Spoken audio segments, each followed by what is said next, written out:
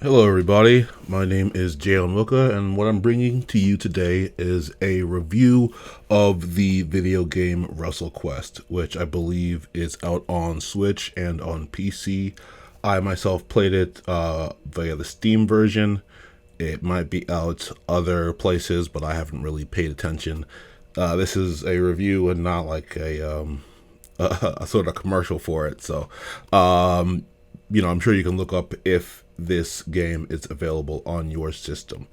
So yeah, I would like to just sort of go over my thoughts with the game. I have beaten the game once, and that's sort of for right now. That's all I really care to do, and I will sort of get into more of why that is. I guess as a sort of very short encapsulation of my thoughts. My current Steam review is not recommended, but I do want to say that I don't usually review games. I've done a few of Steam reviews and stuff, nothing like super extensive, but in general, I'm not like moved to review a game. So just because like I didn't like a game wouldn't be a reason for me to sort of put up a Steam review. But this one, so what sort of drove me to it was the fact that I did get something out of this game for sure, and so it sort of built up a I guess rapport or a sort of goodwill towards the game, and then it really dashed them, and that sort of turn is what I guess sort of amplified my feeling to the point where I felt strongly enough about it to write a review. So I guess that's a long way to say it is not recommended because I have serious issues with the game, but there is a lot to like here. I guess I would say I don't recommend that you buy the game, and I'll make that more clear later. But I do think it is worth $30. I was enjoying the game for 30 hours or so, which is a lot. And I'm going to tell you I'm going to sort of break down why, even though I enjoyed 30 hours of the game, I can't put a recommended, I guess, verdict there.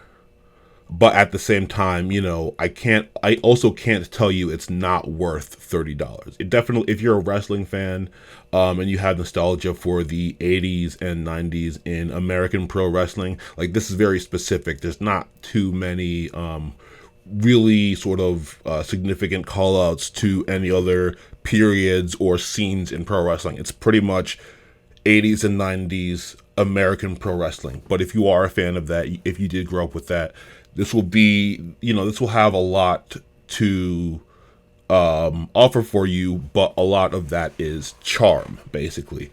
So sort of let's get into the meat of this review here. To begin with, what I want to do is just sort of give an overview of what the game is and the sort of broad, what should we call it? Sort of broad elements of the game, or the elements of the game sketched out in broad. So WrestleQuest is a JRPG, Japanese role-playing game, specific genre of video game. I'm sure a lot of you who are watching this, listening to this, are familiar with it. If you're not familiar with it, you can look it up. It's sort of, if you're familiar with games at all and you follow like sort of big games that come out and stuff like that, you'll recognize what a JRPG is, even if you don't know what the letters are. So the JRPG that is WrestleQuest is set in a setting of action figures. So I think the best way to sort of think about it is it's sort of like the imagination of a kid who has a whole ton of toys, but has sort of a special amount of wrestling figures, and then also will mix in his Ninja Turtle toys or his like Batman and Superman toys or whatever with the wrestling toys in different, stories and things like that that you make up as you are playing around with toys, like as a child. So like that's the best sort of framework to see things in this sort of setting. Like you have like different like toy play sets that stand in for locations and things. So there's one like Swampy Forest that is very much themed on like a Hex war game. And then there's like, your typical sort of Barbie dream house becomes sort of the centerpiece of a beach resort location that you have to visit and sort of do tasks in and stuff like that. The story of the game follows two of these toys. One of them is a Macho Man knockoff called Muchacho Man Randy Santos, and the other is a Bret Hart knockoff called Brink the Professional Logan. And they basically go through the highs and lows of action figure wrestling. They are sort of coming at it from opposite positions, basically. Muchacho Man starts off very much the sort of anti-establishment hero.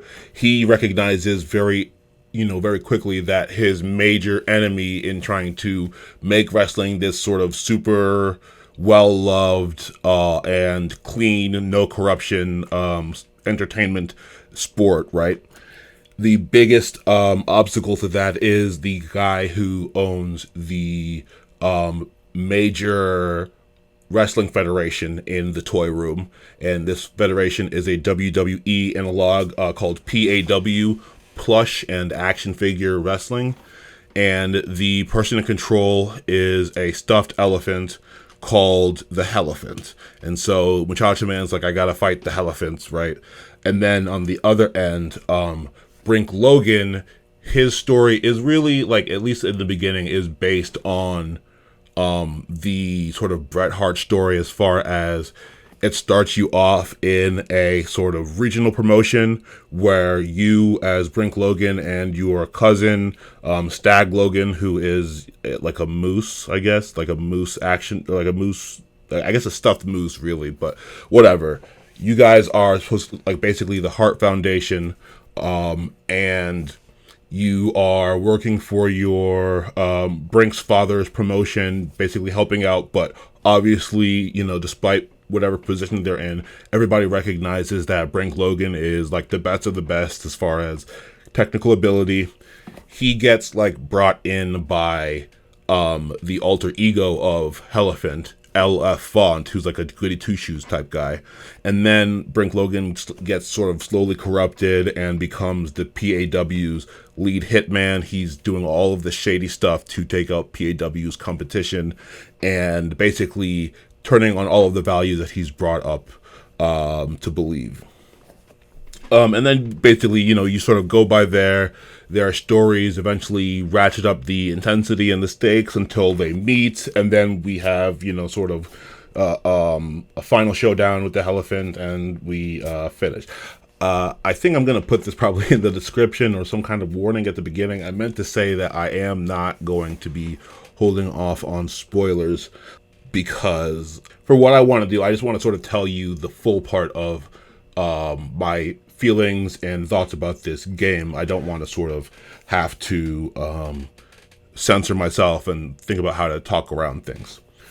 So let's get back on track here. I've sort of given you a broad sketch of the story, and now I want to talk about the battle system, because this is, obviously with with a JRPG game, most of your actual time playing the game is going to be spent in the battle system, right? So those mechanics are a big part of what playing the game is like. So to get into battles, basically, you have the sort of quasi-random encounter idea that, if you played Chrono Trigger, this will be pretty familiar, in that your character will be on the map, right? On like the regular map where you're moving around and, trying to get from location to location. You can see the enemies for the most part. The enemies have like sprites which are on the map, and to start a battle, you have to actually run into them. So theoretically, you can run around them and dodge them. And then you get into the battle itself. Each of your characters can use a basic attack. They can use items. They can do a taunt, and this boosts hype while it lowers your own defense. And I'll talk more about hype later. But then the fourth sort of category of move they can do is use gimmicks. And gimmick is the name in the game for special moves. And these special moves usually cost action points. A lot of the attacks and gimmicks will require some QTE, quick time events. So that's basically you have a timed prompt and you have to hit the correct button in the right time. And the way that WrestleQuest does it, if you don't hit that button, if you hit the wrong button, then you fail the test. So you have to not only hit the right button in the right time, but you have to only hit the right button in the right time. And sometimes the quick time events will decide like a hit or miss, but I would say like at least as often as that, the QTE is to just sort of add extra damage on a baseline level of damage, or adds like extra effects on top, some things like that. So now I've sort of laid out the basic battle mechanics. Obviously then, you pick your moves, you do your attacks and things to deal damage, and you want to bring your opponent's HP down to 0, and when they're at 0, generally they are taken out. So, that is pretty familiar to fans of JRPGs. One other sort of prominent feature is the hype meter. And that's a meter on the bottom of the sort of the battle screen. And it basically displays what the crowd response is. If you have positive hype on the meter, then you will get certain passive buffs. And if you have negative hype, then that gives you passive debuffs. And you can increase your hype by taunting, by doing moves successfully, like not getting a miss or anything like that, by hitting the QTEs on time. Sometimes there are bonuses that you get from manager characters, and there's other types of different things can add to your hype or take away from it. Generally, you'll get your hype taken away from when your opponents successfully do moves and things like that, or when you fail a pinfall. And I will talk a little bit about that in just a second here. I just mentioned managers. Managers are like extra party members. Managers can't be attacked by opponents, enemy characters, but their main job is to give passive buffs. They do have active gimmicks. I guess I'll talk more about those a little bit later, but they do exist. And then there are also summon attacks. So, if you're familiar with other JRPGs, usually you're summoning in like gigantic fantasy monsters, maybe like sort of quasi-deities that come in with sort of huge power. The sort of analog of that in this is that you will get the ability to sort of call upon legendary figures who come in and do a big move on your opponents. Then there are two interesting mechanics that I sort of wanted to sort of point out that are really pivotal to how the battles play. The hype meter, as I will talk about in a little bit, it doesn't provide actually that much texture to the match, but these two I think really do. The first of them is the Pinfall Mechanic, and this is basically some of the opponents, some of the enemies that you fight, once you bring them down to 0, they're immediately like knocked out and out of the fight. Others of them, especially the ones that are like based on wrestling toys, there's not like a clear way to determine which one will be immediately knocked out or which one will go as I'm about to describe. But I would say that's sort of the closest that you can come to any sort of categorization between the types. But yeah, basically when you bring these sort of more wrestling oriented types of enemies down to 0, they instead go to a fallen state. And then when they're in that state, they need to be pinned by one of your characters. And then when you sort of click the pin option, which is in gimmicks, but it's for 0 AP. when you click that option, you go into like a sort of little pin sort of QTE mini game. You have a sliding indicator and a sliding hitbox, and you have to sort of line them up 3 times in a row. They're both sort of sliding on their own rhythms and everything. And so yeah, it doesn't change a whole lot about the game, but I think it adds a whole lot of flavor to it. And like I said, one of the game's main strengths is its charm, both in its setting and sort of how it uses that setting. Yeah, so this I think is primarily interesting because it adds that flavor. Also, sort of functionally, failing pinfalls is the only real way that you can use to reduce hype. And the thing about it is that there are some times when you really need to do that, especially there are certain types of battles that you'll get into where you have basically instructions of things that you need to do if it's mandatory, basically. And then also things that if you do them and you get everything completed, you will get a bonus. So this doesn't happen for, I would say this happens for maybe like 5% of the battles in the game. They're all like story important battles, or story important, whether that's the main story or a side story. They're going to be like, they're kind of like stand-ins for boss battles. There are general like regular style boss battles with, an enemy with powerful attacks and lots of hit points. But these also are used in the same places that boss battles would be used as a sort of a major event in a storyline. And so, yeah, in those situations, sometimes they'll ask you to get your hype to a -20, -40, whatever. And that's really the only way that you can do that reliably. The other interesting mechanic, as far as the battle system goes, is the fatigue and finisher mechanic. And basically what this is when a character gets to a state that is called fatigued, they will basically be vulnerable to a finishing move, which is an instant KO. Finishers basically have a chance to do the instant KO. So when you do it, there's like an RNG roll or something like that to determine if it actually KOs them.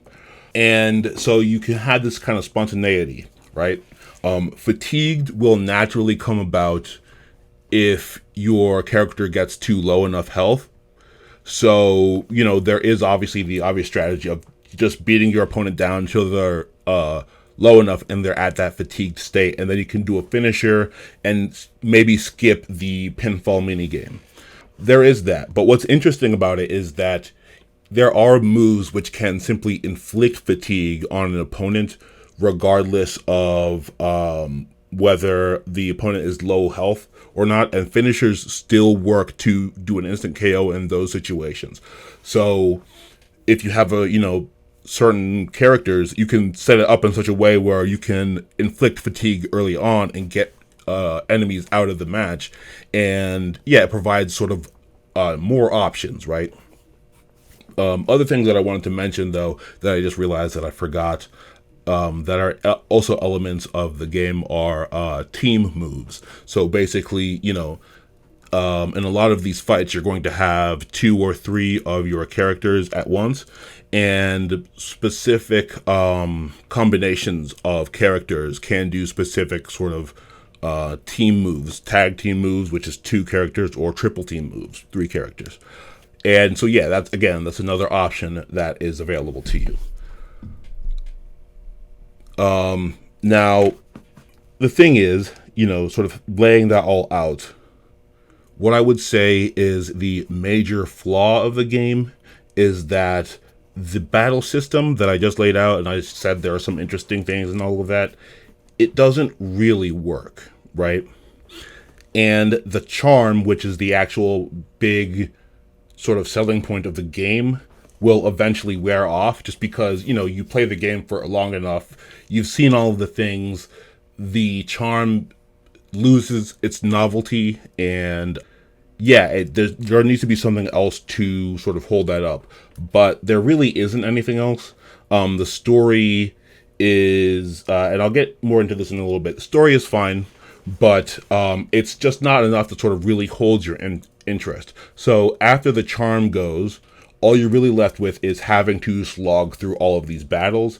And because the battle system is not satisfying to play, that really makes that time very, very bad. My speculation basically is sort of looking how the game is. It feels like that for whatever reason, there was a vision at the start and it just wasn't followed all the way through. So that's sort of what I think as far as what went wrong with this. But sort of to give more specific issues that I have, let's talk first about this battle system. So I was mentioning that was a little bit ho-hum on the hype system. I basically think that hype is too easy to gain and it's too easy to maintain at high levels. Now, I will say that I was playing as a face, but with face, if you're not familiar with wrestling lingo, a face is an in-story good guy. So I was basically, my character was saying the sort of BioWare Paragon things, right? And then heel, they're saying the renegade things, the evil things, right? So, so it's possible that it's easier to gain hype as a face, but the way that the moves and things work, I don't really see how you would lose hype by playing as a heel, because unless there's sort of intrinsic mechanics where heels get less hype. Just because having negative hype isn't about the crowd like being negative. It's really just, if it's positive, they're pro you, and if it's negative, they're anti you. And when you do moves that succeed, the crowd just gets on your side. It's not like they make a decision there to decide who they like. Because if that was the case, and it's like a face heel crowd, then whenever your enemies do a move, the crowd should get more hyped for you so you can go beat them, right? But that's just not how it works. It's basically sort of a momentum of the battle that it's marking. Because of that, it's probably going to be as easy as a heel as well. And like I said, it's just too easy to gain it and maintain it at high levels. So you just get all of the benefits of it without really trying. And then the debuffs from negative hype, on the other hand, they don't really hamper your chance of winning. So they're not bad enough to where it's like, oh, okay, well, I really needed to have, my full damage capacity to win this. And since I can't, then they can now do enough damage to kill me first, right? It never really works out like that. It's never enough of an edge case for those debuffs to really make a difference. So the hype meter really doesn't provide any like danger for you, because you will most likely just be at or near full hype, full positive hype, in every battle. And then even if you lose that, it doesn't really hurt you. So you're not like worried about trying to keep that up. Enemies, like I said, when enemies do successful attacks and things, they do inflict negative hype, but they never really do enough negative hype to outbalance where you are gaining hype so quickly. And there are a couple enemies who have like direct hype base attacks. Like all it does is give you a huge load of negative hype. But like there's one sort of dragon type character that does this. I believe it's like Smeog. Play on Smog. But basically, it does have a sort of move that does negative 20 hype, but it only really does it once at the beginning of a battle. And only one turn of that is pretty easy to overcome with, just a turn or two. You'll sort of have gained enough to sort of, either meet or double or triple what you just lost there. So even if, negative hype did affect you somehow, that was significant, your enemies just never really go for that. I think that the game needed more moves where you spend hype, basically using it as a resource. Right now, there's one move in the game that does that. That is the Bruiter's Bruiter from above, which is like the Hogan leg drop. And that basically takes your current hype. If it's positive, you can only do it when you have positive hype. Takes that and uses that to calculate the damage. And then it reduces your hype to 0. But that's the only move that I know of, as far as any of the moves that I was using, that does that. I think there really needed to be more moves like that, and then also then there needed to be more moves that required you to have a high hype before they're available to use. So you have some moves where like you have to have at least 10 hype, you have to have a positive hype, right? But the highest that sort of requirement goes is like 25, right? And that's trivial. If the requirement was like you have to have 80 or 90 or and above that, then you will actually be in trouble of losing access of that at some points when it might be critical, because you might be rolling but then they do one move, right, and now you're below that hype level. But because there's nothing like that, there's no precarity in it, it doesn't really add too much to the battle system. The other, another thing that is sort of half-baked about this, the fatigue and finisher system. Like I said, really interesting system that can sort of change up how the game is played. But the problem is that, on the one hand, not enough moves cause fatigue. Brink Logan has one, that's pretty cheap, right? But pretty much, as far as I can remember, nobody else individually has a move that causes fatigue out of nowhere, and I will sort of get back to why that's important in a little bit here. So on the one hand, you can't really use this fatigue status out of nowhere, to where it would really sort of change up the flow of the battles. And then on the other hand, most of the finisher moves, other than Stag's Antler Bomb, which has a pretty high success rate, but other than that, most of these finishers regularly fail to knock out enemies, even when the enemy is already on low hit points.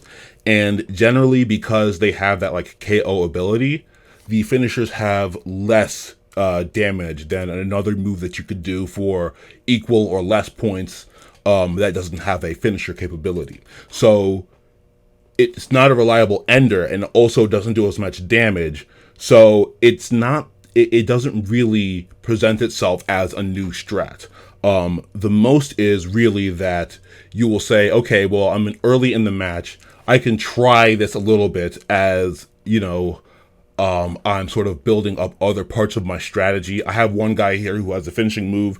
I can sort of set this up, and maybe I'll get one or two shots at this. And if it takes the other guy out, great. But if not, then I do something else. It's not like a big part of my strategy. I can't build a strategy around, I'm going to do fatigue and finish, right? So yeah, one other thing that I didn't actually write down here on my notes is that Brink Logan's move, Maple Moonshot, it's 15 AP, which is half the AP of his like actual finishing move, and it says it only has a low chance to KO, right? And you're thinking, well, it can KO at any time because it doesn't say only finisher. I get that, right? It's sort of just a surprise move, kind of. The thing is, though, that it has, next to the Antler Bomb, I would say, it has the highest KO success rate. Which means that, again, this move sort of totally breaks that system, because you are going to finish opponents more easily by using that than by going through the whole fatigue and finisher system with like Muchacho Man's finisher, because Muchacho Man's finisher will almost never actually get that KO that you want to make this whole system worthwhile. And then on the other hand, the enemies don't really use fatigue and finish. As far as I know, they don't use finishers. They don't really use, they don't inflict fatigue outside of doing damage. There was like one time where I was like, oh crap, like, cause out of nowhere, they started doing finishers on my characters, right? So I was like, oh crap, I just got wiped. What's going on here? Like, I didn't even know they could do that. But then my characters were like ghosts, right? And the enemies were still continuing to do finishing moves on them and hitting the KO every time, but the match didn't end, and they kept like grabbing my ghost characters up and doing the move again and again. I was like, oh, okay, this is bugged, right? So the only time I've seen them do a finisher is when the game was clearly bugged. Other than that, they don't really use it, which means that you never have to defend that, which means that it never adds any depth to the battles. Again, another part why the battle system is pretty shallow. There's a ton of status effects, but the only really meaningful status effects are stun, fatigue, and demoralized. Stun should be pretty self-explanatory. They're stunned; they can't do any attacks on you. They can't really even counter your attacks. So that sort of takes them out of the match, and you can focus on the other enemies. Fatigue, I have just sort of described that, even though it doesn't work all the time. If you can get an early fatigue, you at least have a shot to take them out. So it's like useful for that reason, even if it doesn't hit all the time. And then demoralize just prevents an enemy from using gimmicks. And I gather that it should be all the time, but there have been cases where I had an enemy demoralized and they could still use their gimmicks. So I don't know if that's a bug or what that's about.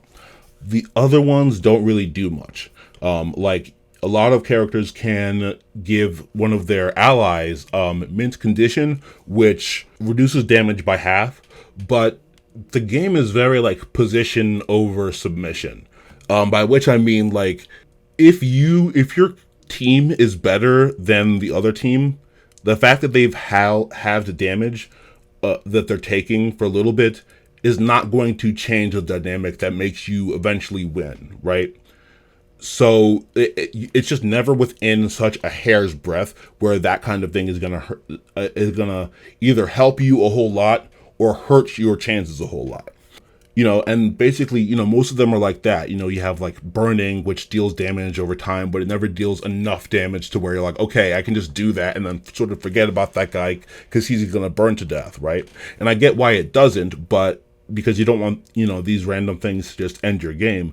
But it doesn't add any depth because whenever my characters are burning, I just ignore it because it doesn't do enough damage to bother me. One you might think that would be pretty helpful is sleep. And sometimes enemies will inflict sleep on you, but as far as I know, no character moves can inflict sleep on enemies. So basically it's not an option for you. Stun is better than sleep, so I'd rather characters have stun, but I'm just sort of illustrating that despite all of these status effects, only 3 of them really have any impact on how the matches go. Another thing, team moves, whether tag team, mainly tag team. I can't speak so much for triple team because I never really used the triple team moves, because you just don't have a consistent enough party at any point to really make you think, oh, okay, I've got this team, so let me see if there's a triple team move that I can sort of work into a strategy, right? It was just never necessary. But the tag team moves at the very least are usually not as good as each of the characters involved just doing their best attack to their opponents. Generally, when you have each character do their best gimmick attack, they're going to do as much or more damage than that tag team attack does, and you're usually going to do more effects to your opponents. And also, because tag team moves are all pretty high priced, there's generally no saving in action points when you do this, right? So the only reason to use the tag team moves, as far as I found, was to inflict a couple of effects that neither character had at the time. But the thing is that when this was sort of necessary, those characters, like one of the characters involved, would eventually level up and get, a direct access to inflicting that status effect. So I stopped needing it. Like at the beginning, when you're using Brink and Stag, it is useful to use one of their finishing moves because even though it doesn't say stun on it like it should, it says the opponent will be seeing stars, and that tells you that it does stun, and that's useful, right? But eventually, Stag gets a stun moves, and then you never need to use that again. So yeah, they're just not. Even though they have this other option, that other option is just superfluous. And then manager moves and summon moves that I described earlier. A similar thing with the team moves in that their AP cost is too high for what you're going to get.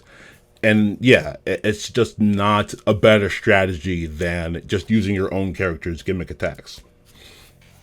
Now, on top of sort of the field of options seems broad but is actually very narrow. Most of your characters stop evolving between the levels of 15 and 25. If you are really using a character a lot, by the time you finish the game, they're probably going to be in like their mid 30s as far as level.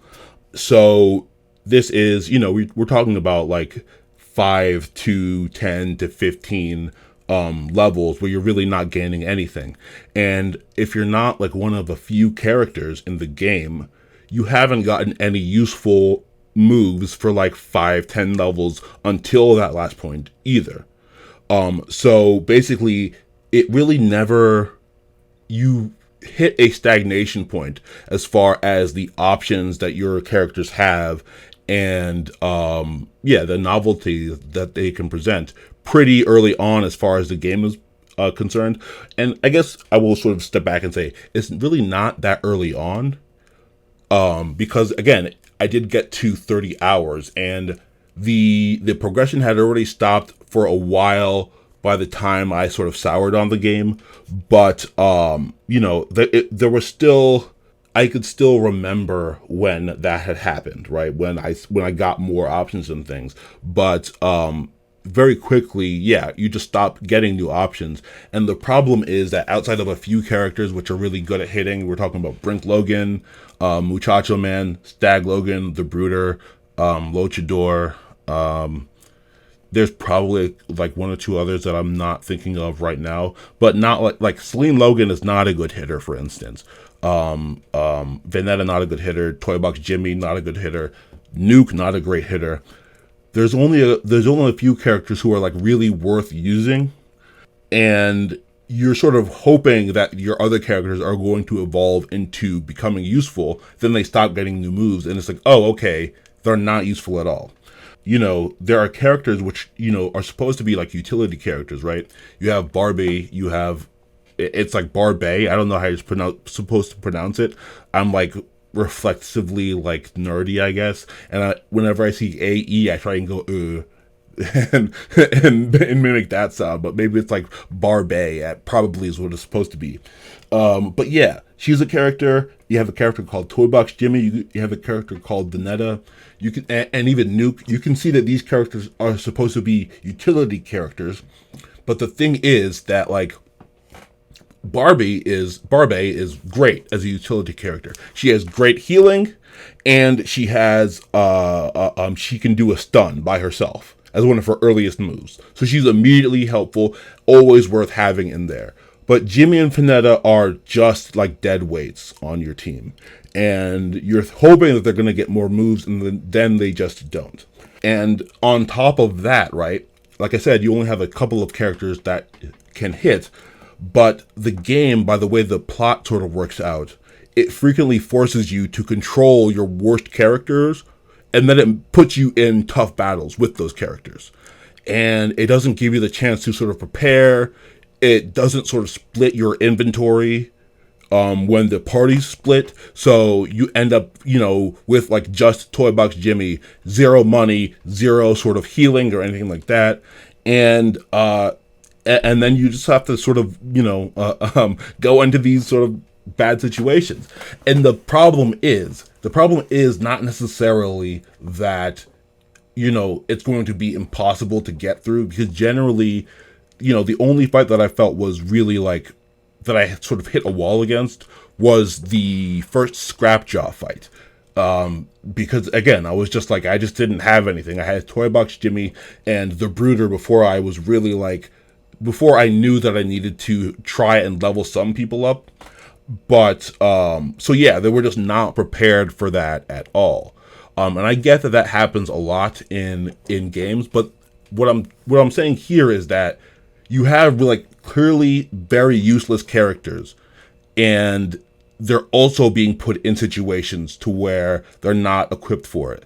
And like with Toy Box Jimmy, with like Veneta, it doesn't matter how much you level them, because I'm still like, I ended with them at like level 27 or so, not getting any new moves for like 8-10 levels. Especially at least as far as singles moves. And as I said, those are really the only moves that really count. And I did try pretty much every tag team move that I was able to, have access to at least once. It held pretty much every time that it was just not worth it to use those moves. But on top of that, like, Toy Box Jimmy has awful stats. Veneta, like I said, she can't hit, right? So even using her one damage gimmick move deals less damage than like Muchacho Man or Brink Logan at the same time in the game would do on a regular attack. So the problem is not that it makes these, fights like cripplingly hard. The problem is that they make these they draw these fights out forever. They add like tension, but like a bad tension, right? Where there really wouldn't otherwise be, because it's like, okay, now my guy is dying, I'm dying. Yeah, that is tense, but I'm dying because, like, I have Toy Box Jimmy, who, regardless of what move you tell him to do, is like 99% likely to fail at it. So even though I have this guy who has like moves that sound useful, he just doesn't have the stats to hit with them. I'm not the only person who's had this complaint about Toy Box Jimmy, and he's not like the only character like this. Most characters can actually like successfully complete their moves. They just don't have moves that end up being all that useful, right? So yeah, it's not just that. It's not just like, okay, grind and then they'll get better. They don't get better. You'll spend all your time grinding with these characters, and then you just realize that it's much easier to just realize that they are dead weight. You have other characters that are going to have to carry it, and at best, these other characters are going to serve as damage sponges for your enemies, while your main characters, who have like 5 times the health as these characters as well, these characters are carrying the whole load. So it's just not, it puts you in all of these situations that feel very bad to play. Again, the games are not like hard. It's not a difficult game. It just forces you to spend time. Like, if you just gave me Muchacho Man, I can do this in 2-3 turns, but instead I have to take 10-12 turns to do it because I just can't deal enough damage. They can't outdamage me, but I'm just stuck here doing this over and over because I don't have a character with the stats that are good enough. Outside of that, so those are the main battle system issues. There are other issues with the game that I think other people have more problems with than me. There is sluggish navigation. You're like the world map is way too big for how fast you run, basically. I think ideally you needed to just shrink the world map, but I can sort of guess why they did it. They wanted to put all of these big sort of love letter type images and things in the world map. But the only way to really do that, I guess, was to have these big sprites that took up a whole bunch of space, and required you to have these huge, like, looping routes to get from one place to another. Really, it would probably be best to, again, tighten up the design of the world map, but I think it was a decent reason why they didn't do that. But at the same time, if it's going to be that big, you have to speed that up. Sometimes there's some poor signposting.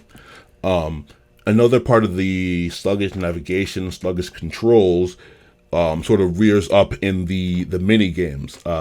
Pretty much all of them are bad. The worst one is the driving one, though, because the sluggish movement means you can't zip from side to side, and it seems like it's procedurally generated as far as the obstacles and things in that mini game. So very frequently you'll have 3-4 boosts in a row, which are sort of blocked off by obstacles and things.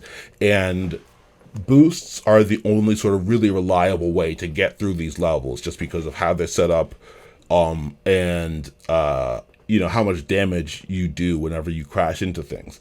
And yeah, again, it's one of these things where you can say get good, right? But if you haven't played it, you really don't know what it means to get good. And given that this is a very small part of the game, it's it's just ridiculous that you have a situation where this section is frustrating just because of how it's designed and not because of execution. And again, if you play through these, you're going to understand, especially, close to when I am going to release this, you're going to be able to understand. The story was fine, but it went on too long, like I said.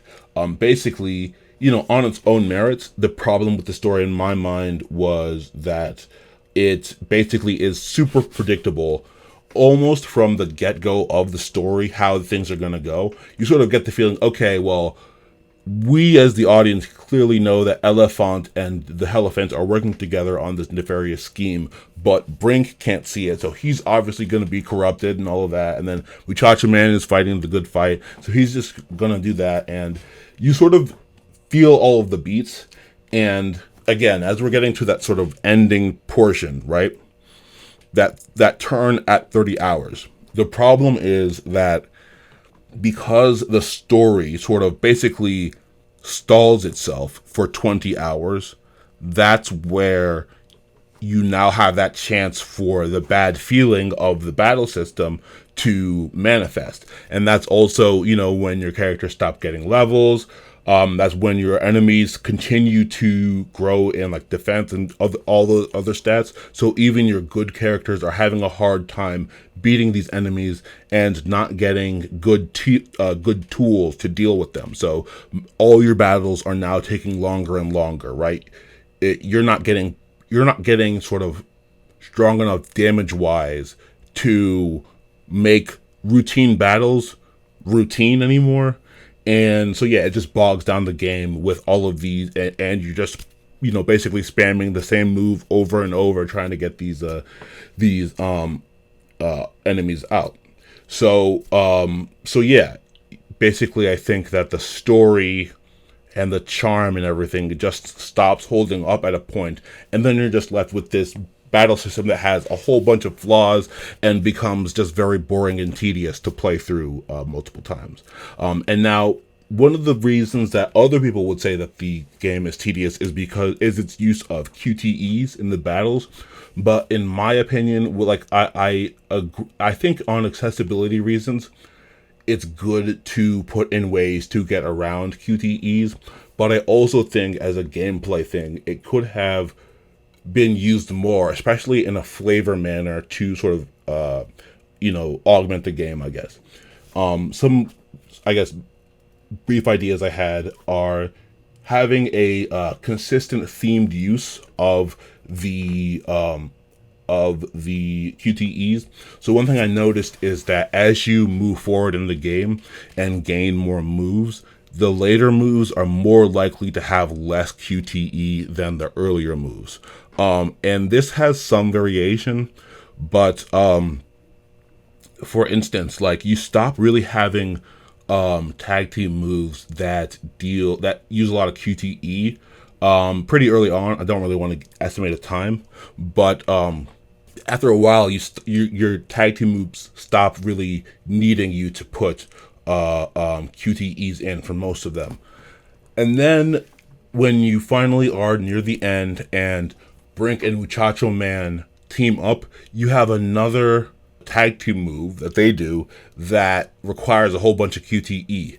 And my conjecture there is that Muchacho Man and Brink Logan, because the game was built around them, they were probably conceived of first, and they probably had some of their moves and things worked out first. So they had actually worked that out first of all, and then gone on to continue to create the game. And then maybe they got tired of the QTE or something else. I'm not exact. Obviously, this is speculation, but that's how it feels. Like as they were going forward in the game, they stopped being as in love with the QTE idea, and I think you needed to be more consistent with it. That would have made it seem more like appropriate and integral to the game. I think you could also sort of reward speed in the QTEs with like, okay, if you get it quickly, you'll have higher damage than if you get it more slowly, right? As far as I know, it doesn't work like that really, but right now, but that could be an interesting way to maybe add like a harder mode to the game, something like that. And then I think having predictable sequences would have been good. So like, having maybe a particular move that Brink Logan does, it always sort of goes, you have 3 QTEs in the move, and it always goes like in an arc. So you have like on my Logitech controller, you'll have AXY, or you'll have XYB, or BYX, right? So they're all, so you can maybe like get a little bit of muscle memory in there, or just sort of pattern recognition, I think is really what I want here. Pattern recognition as far as completing the QTEs. Then you can get used to them and feel like, okay, I've got this technical move to do, and I really know how to do it. I've been learning it this whole time, and it feels like I'm learning it because, oh, it's X, I know it's coming next, it's Y, yeah, I know exactly how to do this, right? That kind of feeling is something I think you can get to with things like QTEs, but I think it's not utilized well enough in the game so far. I think there's a lot to like in the game, like I've said. Again, my major speculation about the game and how things turned out is that I feel like there was a lot of ambition. It seems pretty evident that there was a lot of passion for this idea, for pro wrestling, and for wanting to sort of, do their best job in sort of porting these ideas and making something creative and interesting. And I think in creativity and in interestingness, in a lot of ways, they succeeded. But the ambition of the game was just not fully met. And I think the main thing was that there were some kind of compromises or not fully formed ideas around the battle system. It's not as refined as it really needs to be the main attraction of the game. And if that's not the main attraction, then I think everything else sort of needed to be tightened up as well. Honestly, I think that a game like this is probably ideal at like 20 to 30 hours in length. Going over that is, I think, like in this specific case, it caused an issue because the battle system couldn't carry the game. But I think in general, if you're just going to have like a straight ahead story, 20, 30 hours is about what you should expect to get out of that. If you're not going to have any sort of twists or story beats that are unfamiliar to the way that we generally consume stories. This sort of structure where you have 2 characters who are essentially good, but one of them is corrupted, the other one is like sort of good the whole way. That kind of setup is very familiar, and I think you needed to have some really big shakeups to justify basically dragging the story out for as long as it was. So yeah, I think, maybe more of this stuff should have been pushed to side content rather than main story content, because I think loading it like this gave space for like the charm to run out and then the sort of momentum of the story to peter out before the very end. So those are my full thoughts on WrestleQuest. I did want to cut this down to shorter than an hour. I'm going to literally make it, but just barely. I don't think I'm going to get too much time by cutting it down in editing, but this is the 3rd time I've tried to record this. This is the best version of it that I'm going to do, unless I just try to shoot for 5 minutes, which I don't want to do. I want to give my full thoughts on this, because like I said, it got 30 hours of enjoyment out of me, but then it dropped the ball very hard. And because of that, I wanted to sort of lay out why it got me, it got me sort of so hyped, all the promise I saw in it, and then all of the ways that it didn't quite meet that. So yeah, don't expect too many more video game reviews from me. It's really just when I, get the feeling to do it, but hopefully you enjoyed. Hopefully you had some, hopefully you liked the conversation and liked the thoughts that I had. With the caveats that I presented before, you got to be a wrestling fan, 80s and 90s American wrestling, and you have to have you have to be able to accept that you're playing a game where you're playing it as toys. But if you like, whimsy and things like that, and you can get into the wrestling setting, and you either are going to stop when you get to about 30 hours, or you don't mind slogging through the last bit of the story. Yeah, with all those caveats, you can, check the game out. But that said, I can't recommend it as like a general buy, just because like you will see the problems with the battle system pretty early on. It's just that if you're charmed by the setting and everything, it won't bother you that much until that's all you really have to sort of look forward to. All right. Again, I'm JM Mocha. This is the Near Zone channel. I will see you all in a little bit. Peace.